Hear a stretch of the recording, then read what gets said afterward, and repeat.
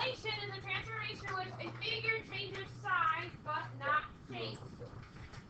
The pre-image, again, which is the original figure, and the image, which is the resulting figure, the ending figure of a dilation, are similar. The scale factor of the dilation is the same as the scale factor of these similar figures. So kind of think back way back to Unit 3 when we're talking about scale factor. Right? How you will see a dilation is written. We represent dilations with a capital D. Alright, so our translations are a capital T. Reflections are a capital R. Rotations are a lowercase r. Dilations are a capital D. You might also see them as mini equations. Okay? So when it's written, you might just have it like this. That's telling you it's a dilation. That's telling you you're multiplying your x and y by a number in that point. Okay? If you see it with a capital D, your scale factor, remember scale factor is multiplying. The number you're multiplying everything by will be written next to the D. Okay? The scale factor is greater than 1, so the dilation is an enlargement. So you're making the figure bigger, you're stretching the figure. If the scale factor is between 0 and 1, then it is a reduction, you're making the figure smaller. And then if the scale factor is equal to 1, then it's a congruent figure, because when you multiply something by 1, it doesn't change it. So true or false, a dilation is an isometry, or a rigid motion.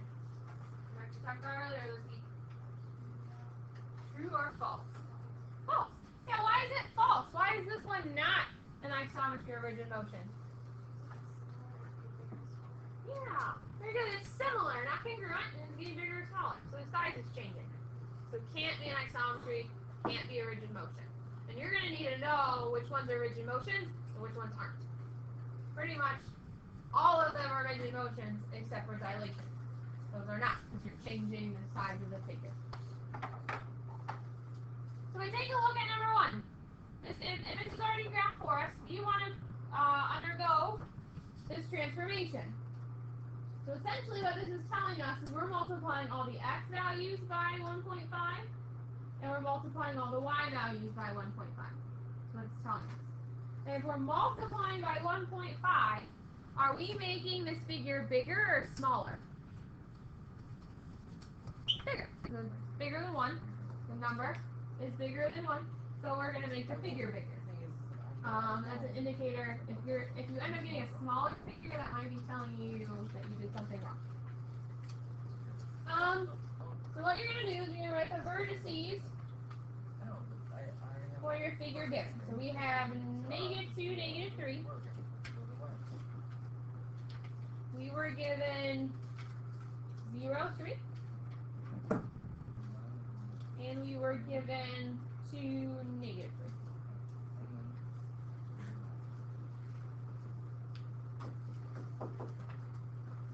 And all you're doing, you're multiplying the x values by 1.5, and you're multiplying the y values by 1.5. All you're doing with the dilation. So in your calculator, this one you might need a calculator for. If we do -2 times 1.5, what's our new x value?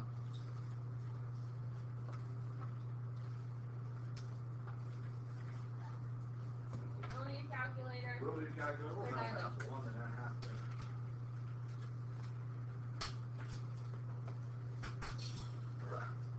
-2 times 1.5. -3. Okay, what's -3 times 1.5?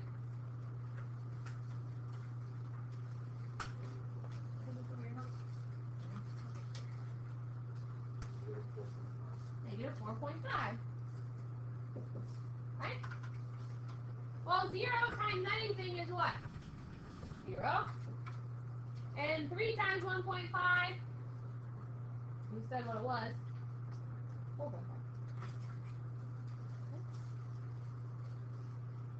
And again, these points are really similar, so these numbers are going to be similar. +2 times 1.5 would just be +3. And we just said what -3 times 1.5 was. It's -4.5. That's all you do. Take your x value, multiply by the scale factor, take the y value, multiply by the scale factor, and then you plot your new points.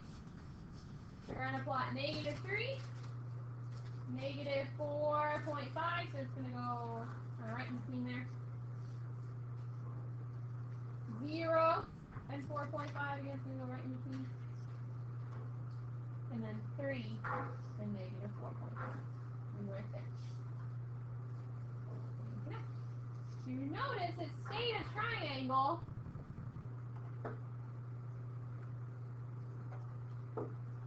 Things got bigger.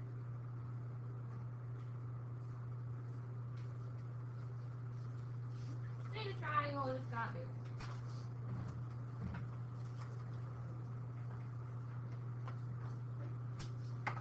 And notice we have this really important question here. It says, do the slopes of the tree image and image change? Okay, well, let's find the slopes of the tree image, so our original figure. So just count, pick a side, count up and over. 1, 2, 3, 4, 5, 6. 1 over 6. Or up 6 over 2. What does 6 over 2 reduce down to?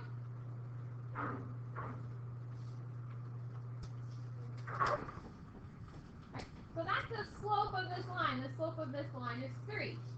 Okay, well now we're going to find the slope of this purple line. So count up. And tricky because it's half. So you just count, you're going to be in the middle. 1, 2, 3, 4, 5, 6, 7, 8, 9. How far do we go over? 3. And what does 9 over 3 reduce down to? 3. So did the slopes change at all? Oh, whenever you do a dilation, the size of the figure, or if you're dilating a line, the slopes are never going to change. They're going to be the exact same. And what do we know about lines that have the same slope? Back to last unit. Lines that have the same slope are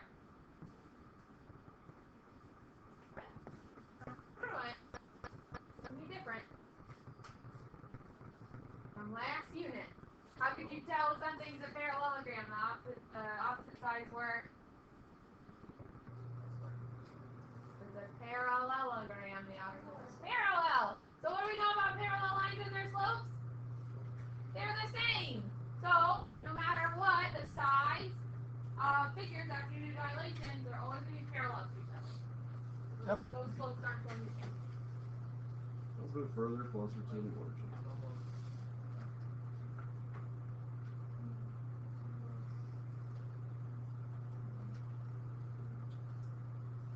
I'll come back to me, Jason. All right, so number 2 says list the coordinates of the image. All right, we got this A, B, C, D. Or look at the other way, X, Y yields 5X and 5Y for the following points. Okay, so what kind of transformation are we going to be doing here? Well, which one is it? Of those ones that we know so far, reflection, rotation, translation, dilation, which one are we doing? Dilation, how'd you know? It's got a D. Now, how much are we dilating by? What's going to be the scale factor here? How'd you know that? It's got a 5 right next to it. That's what we're going to do here. So we're not graphing this one yet. We're just going to look at the points. It's really easy. So what do I have to do to each of those points? Multiply by 5. Very good. So these are our pre-image. Our images will be here. So A prime. Look at those points. So multiply each by 5. What's -3 times 5? -15. 4 times 5 is 20. All right, let's do B prime. And you notice we graph this a little bit off the graphs while we didn't do it. This gets pretty big. -2, -10. Calculator 0 times 5. I got you good. All right, C prime. 5 and 0 again. And the last one, d prime, off the board a little bit, 10, 15. Shouldn't affect us too much. There you go. Dilated all by factor 5. You could graph this. It has to be a larger graph, but you can do it. Where did you finish? No. Where's orange? Indigo, violet. Yeah, no, almost. We're missing orange and yellow and indigo.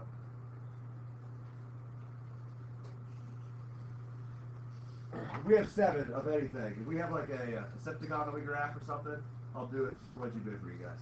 All right, let's move on here. Now we're going to dilate. Before we dilated a figure, we had a quadrilateral we dilated. Now we're going to dilate a line. Huh. How do you dilate a line? I'll show you. First off, let's graph that line.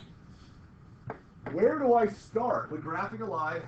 How do I graph a line? Where do I need to start? Where do I begin? Where don't I begin? What do I do? The y-intercept. What is the y-intercept here? -3. So that means I go the y, I go where -3 is. I now have to find its slope. What's the slope of this equation? Other than Lexus, what else? Slope of this is, Lauren? 2. You're right. It is 2. It's right there next to the x. It's 2 over 1. So we go over. Up 2 over 1. Up 2 over 1. Up 2 over 1. And continue on that path. Now I can't go any further going up, so I'm going to go down -1. Down -1. Down -1. And there it is, my line.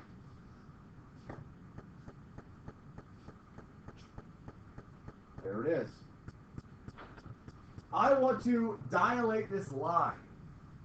Well, what did we just figure out about slopes and lines? Look at that figure we did a second ago. What do we know about when we dilated that triangle? What happened to its slope? It stayed the same, right? So when you have this line, what do you think is going to stay the same with this line? Its slope. So what's going to change? Well, what's going to change is how close it is to the origin. Like over here, we started with the original one that was already graphed, the black one, the black triangle. See how close it is to it? Well, we're dilating by 1.5, so we're making it 1.5 times further away from the origin, so that's how it gets bigger. Same thing here. We got to make it get further away from the origin because we're dilated by a factor of 3. So, I need to increase something. What do I need to increase? Well, I'm not changing the slope. The slope stays the same. So in this line, what else could I change? What 2 things are graphed in this line? Slope and the constant, I guess you're right. Slope and have a line. You have 2 things. You already used one of them. The y-intercept. So I'm going to take the y-intercept and multiply it by my scale factor. So what is my y-intercept? You guys already said it. So my b was -3. I'm going to take that -3 and multiply by scale factor. How large am I making this, or small? How big is this going to be? What's the scale factor? 3. So take this and multiply by 3. So my new intercept is going to be what? What's -3 times 3? -9. So that's going to be at -9. Well, be proud, I don't know. Let's go with that. So the slope stays exactly the same. Let's graph this new line. My intercept is going to be at -9. My slope is exactly the same. So I'm going to go up 2 over 2. Up 2 over 2. Up 2 over 2. Up 2 over 2.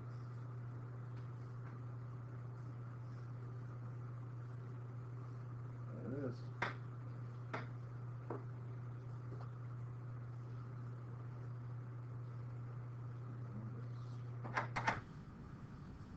It's exactly the same, and it's 3 times as far away from the origin as the original.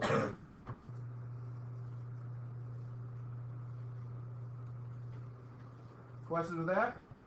Slope stay the same. Moves further or closer. If I did something less than 1, it would get closer to the origin. Alrighty. Yes, Jason. How do you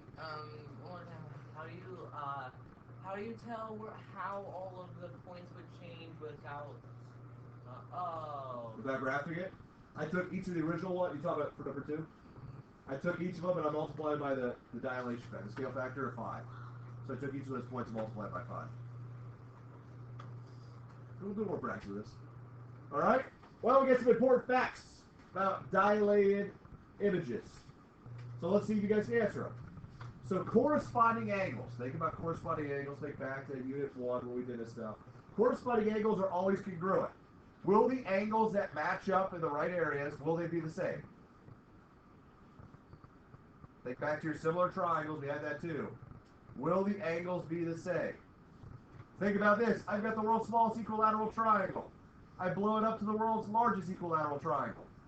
Are their angles the same? Yeah, they stay exactly the same. So does it matter if I'm making it smaller or bigger? Will the angles change? Remember, in similar figures, the angles do not change. So this is true. The angles are always congruent. Okay? We know the angles will be congruent. What about this one? Corresponding side lengths are always the same. Will the side lengths always be the same in dilations? What do you say? Why? It's bigger or smaller, so they're going to change. So this is a falsity. It's false. They could change. What about another thing with sides? Will the sides always be parallel? David, what do you say? Yes, they will be parallel. They're still going to have the same slope, so that's true on that guy. As long as there's not a secondary translation, or transformation, excuse me. Are triangles always congruent in dilations? If I'm dilating a triangle, will it be the same? It will not. It will not be either congruent. So this is a false again. And the last thing, the new figure, either a point, a segment, a triangle, etc., will be the scale factor times as big as small, or the scale factor as far or close, true or false? Will it be that distance or that much bigger than the original? Or smaller? Yes, this is true. The new one will be that scale factor, larger, smaller, or further away from the origin. Yes, Jason? From purely a study standpoint, you know,